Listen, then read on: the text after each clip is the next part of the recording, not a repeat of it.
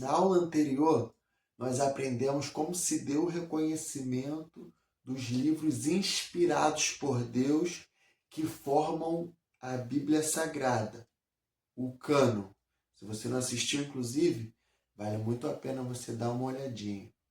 Só que surge uma outra pergunta.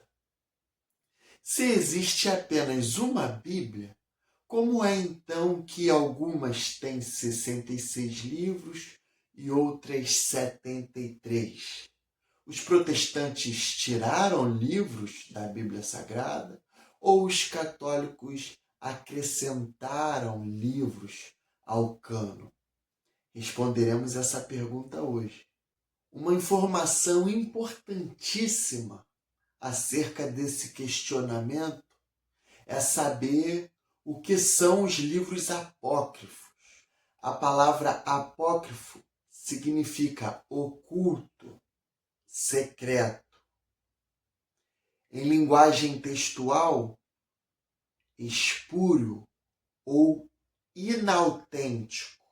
Na tradição protestante, o termo apócrifo passou a ser utilizado para designar os livros que não são inspirados por Deus. Na tradição romana, que é a tradição da Igreja Católica, esses livros são chamados de deuterocanônicos.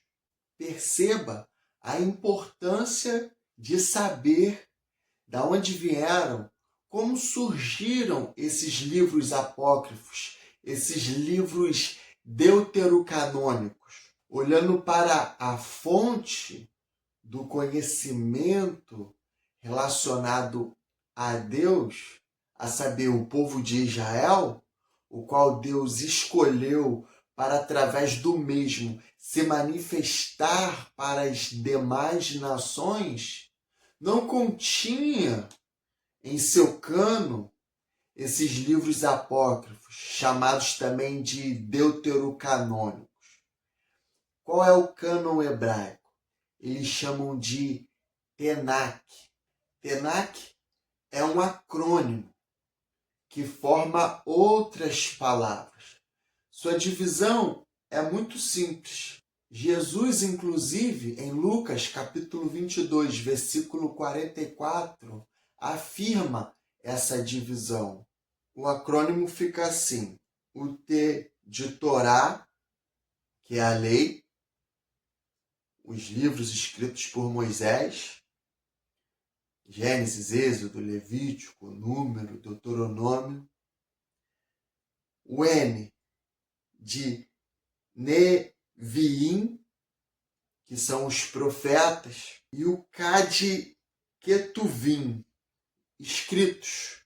Jesus chama de salmos, mas engloba todos os livros que fazem parte desses escritos.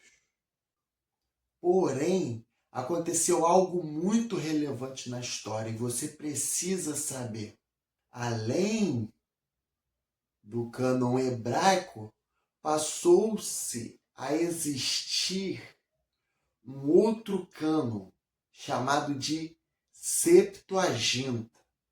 Como se deu o contexto disso? Por volta de 330 a.C., Alexandre o Grande praticamente dominou o mundo. Com isso, a cultura grega se espalhou pelo mundo e milhões de judeus passaram a falar grego e passaram a não entender direito o hebraico, principalmente em Alexandria. Então, surgiu a necessidade de traduzir o Antigo Testamento do hebraico para o grego. Isso se deu por volta de 250 a.C. em Alexandria. Segundo a tradição, cerca de 70 sábios judeus fizeram essa tradução. Por isso, recebeu o nome de Septuaginta, versão dos 70. A abreviação é em romano LXX. O que é a Septuaginta, então? É a tradução do Antigo Testamento, que estava em hebraico, para o grego, por causa do contexto que eu acabei de explicar. Alexandre o Grande dominando, disseminando a cultura grega, o povo não entendendo mais o hebraico direito, então se foi traduzido o Antigo Testamento do hebraico para o grego. Só que não foi feito tudo de uma vez. Primeiro eles traduziram a Torá e ao longo dos anos foram se traduzindo os demais livros que compunham, que faziam parte do Antigo Testamento.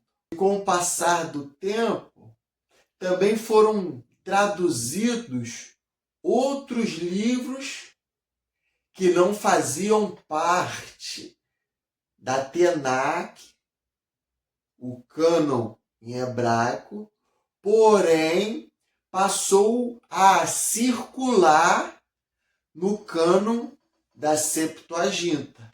E então esses são os livros apócrifos ou os livros deuterocanônicos, que são Tobias, Judite, Sabedoria, Eclesiástico, Baruque, 1º e 2º Macabeus, acréscimos em Esther e em Daniel.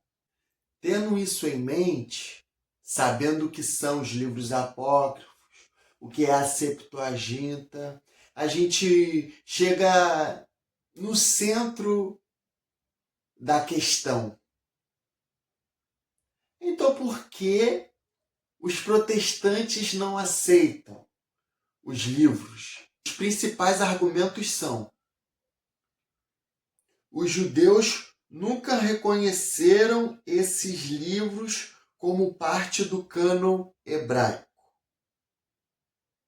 Em segundo lugar, Jesus e os apóstolos nunca citaram esses livros como escritura. Outro argumento que eles usam também é o seguinte: alguns apresentam ensinamentos considerados incompatíveis com outras partes da Bíblia. E os exemplos frequentemente citados são oração pelos mortos e expiação por oferta em favor dos mortos. E por que os católicos aceitam, então? Os principais argumentos são: esses livros estavam presentes na Septuaginta. Eram utilizados por muitos cristãos antigos. Foram reconhecidos oficialmente no Concílio de Trento como parte do cânon. E isso é bem verdade. No Concílio de Hipona e Cartago, esses livros já apareciam lá. Mas o reconhecimento oficial desses livros deuterocanônicos ou apócrifos vai se dar oficialmente apenas no Concílio de Trento. Então, afinal, quem está certo? Os protestantes tiraram livros do cânon ou os católicos acrescentaram? Perceba, a intenção do Raiz e Fruto jamais será catequizar alguém. Eu não estou aqui para embutir na tua cabeça o que você deve pensar, o que você deve ter por verdade. Estou aqui para lhe apresentar as informações históricas, verídicas, e a partir daí você tire as suas próprias conclusões. Mas eu digo para você, em resposta a essa pergunta, que as tradições optaram por fazer uso de cânon diferentes. A Igreja Protestante preferiu usar o cânon hebraico do Antigo Testamento, enquanto a Igreja Católica preferiu fazer uso do cânon da Septuaginta. Mas independente da quantidade de livros que cada tradição usa em seu cânon, o mais importante é você reconhecer que Jesus é o centro das Escrituras, o único nome pelo qual devamos ser salvos.